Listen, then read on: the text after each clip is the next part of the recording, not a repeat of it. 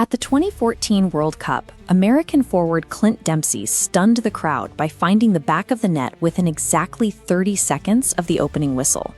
32 years before that, England's Brian Robson established a long-standing historical benchmark by scoring against France in just 28 seconds.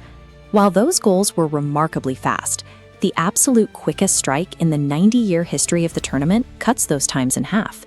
This tournament record, one that has survived for over 2 decades, stands at precisely 10.8 seconds. To see how these events aligned so perfectly, we have to look at a legendary striker who, leading up to that moment, had gone 8 hours without a single goal. Hakan Sukur, famously known as the Bull of the Bosphorus, entered the 2002 World Cup as Turkey's undisputed all-time leading scorer. But as Turkey advanced through the tournament, Sukur faced mounting public criticism. He had endured a truly unprecedented drought, failing to score for 8 hours and 22 minutes across 6 consecutive matches. This slump was aggravated by a persistent abdominal injury and a rigid tactical setup that left him isolated from the midfield, forced to chase long balls with little support. By the time Turkey reached the third-place playoff against co-host South Korea, many fans and analysts were calling for the captain to be benched. Coach Şenol Güneş chose to ignore the critics. He kept Sukur in the starting lineup, but made a vital tactical change. He paired him with a new strike partner, İlhan Manzes.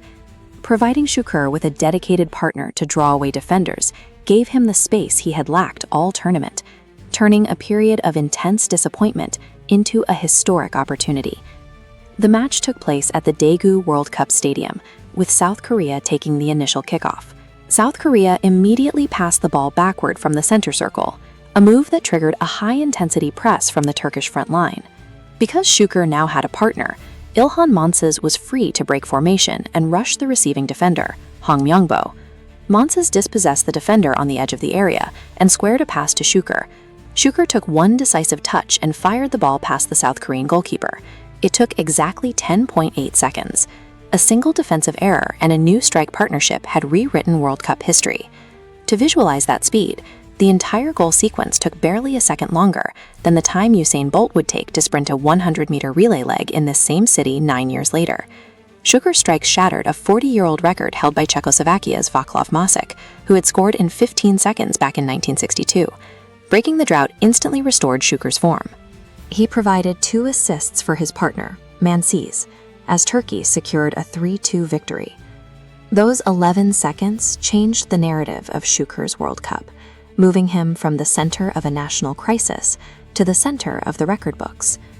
When the final whistle blew, the focus in the stadium shifted from the record-breaking start to an unusual sequence of events on the pitch.